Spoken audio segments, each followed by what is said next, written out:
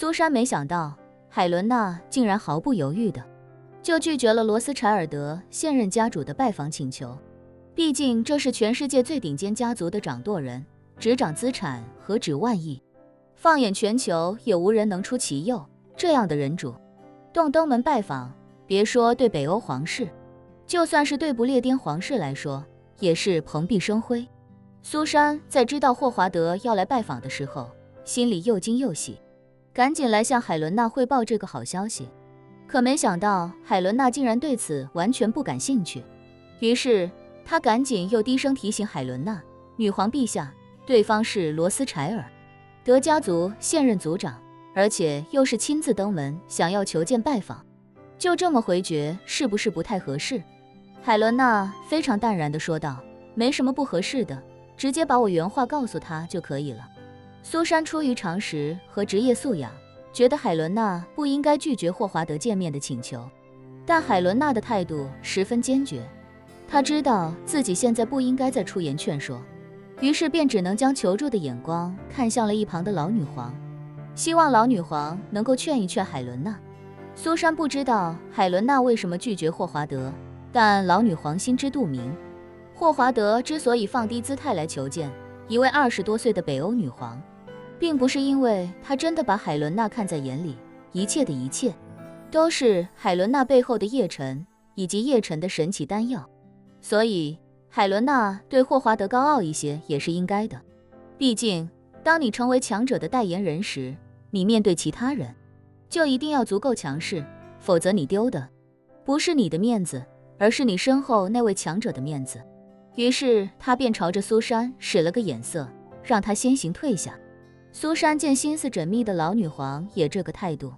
便知道一定是有意为之，于是便立刻识趣的领命告辞。海伦娜则笑着对叶晨说道，叶先生，我猜霍华德大概率是想再跟我确认一下丹药的细节，他现在最担心的应该就是我会找理由卡他的验收交接，然后再找理由拖他那半颗丹药。叶晨点头道，现在的他就像是一个垫付了全部工程款的施工方，他把他能做的全做完了，最怕的就是甲方验收过后拖他的工程款。海伦娜问他，叶先生，那我要拖他一下吗？要。叶晨点点头道， AI 模型交接之后，我们不光要对控制权进行交接，还要对他的模型进行深入的试运行，这些都需要时间，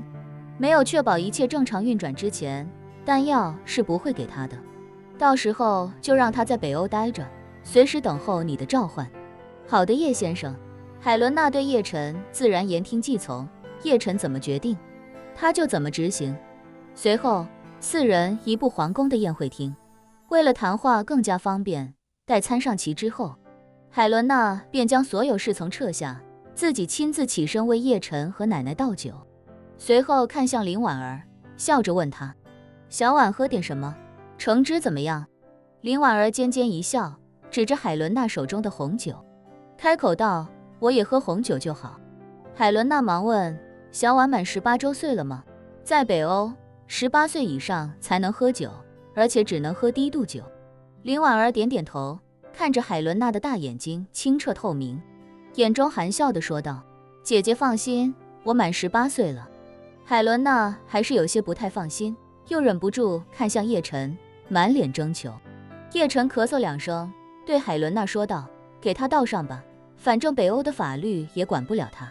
海伦娜便也没再多问，给林婉儿倒了一些红酒。一杯酒下肚，林婉儿的脸蛋便仿佛化了腮红一般，红扑扑的，看得海伦娜还颇为担心，生怕她真是个未成年，不胜酒力。不过好在林婉儿喝酒只是脸红，倒也瞧不出什么醉意，海伦娜才稍稍放下心来。这时叶晨开口说道，海伦娜，能不能在北欧帮我物色一个农场？农场？海伦娜惊讶地问，叶先生说的农场是哪一种？以种植农作物为主，还是以饲养农畜为主？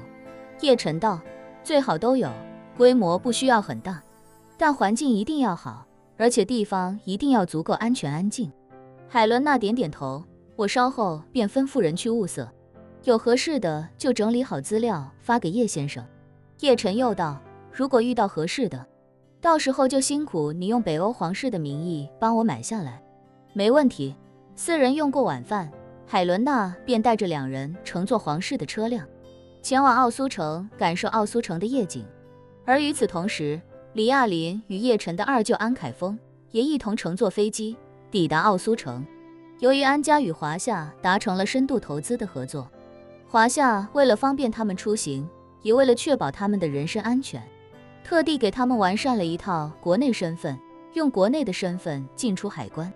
就可以避开破青会对安家人的监控。紧随他们抵达奥苏城的，还有安家从硅谷抽调的一个技术团队。这个技术团队将负责对接验收霍华德为海伦娜搭建的 AI 模型，将来的整体运营维护也将由他们来全权负责。这一行人按照计划，在奥苏城内一家5星级酒店下榻。安凯峰已经开始打算在奥苏城置办房产，因为在 AI 模型接收完成之后，这些人便将留在北欧，负责整个数据中心的运营和维护。当晚，叶晨与林婉儿便住在了皇宫内，海伦娜提前给他们准备好了2间客房。翌日，当奥苏城天色渐亮的时候，时间已经是当地时间的上午9点半，而叶晨和林婉儿已经随海伦娜来到了之前微软在北欧搭建的数据中心。这个数据中心位于奥苏城郊外80公里左右的位置，占地面积很大，有3个硕大的长方体状单体建筑，整体就像是一个大型的制造业工厂。在3个单体建筑内部，都是霍华德用真金白银搭建的数据处理设备。由于全部采用了最先进的计算设备，这里的算力十分卓越。而北欧这个国家矿产丰富，能源自给自足，所以能给这座数据中心提供澎湃的电力供应。再加上这里气候常年凉爽，也为数据中心节省了大量用来散热所需的电力。此时此刻，霍华德以及整个 AI 的搭建团队都在里面做着最后的检查，而安凯峰和李亚林也带着技术人员抵达了现场。霍华德在风扇声轰鸣的机房里，看着技术人员不断进行参数调试和软件测试，雀跃的内心早已经飞出这座机房。他现在最迫不及待的就是赶紧得到那半枚散血救心丹。为了最大限度不耽误时间，他早已让人将购买丹药所需的500亿美元准备妥当，只要海伦娜点头，自己就可以立刻安排人付款。就在霍华德有些心猿意马、心不在焉的时候，一位工作人员跑进来，大声说道：“北欧女皇来了。”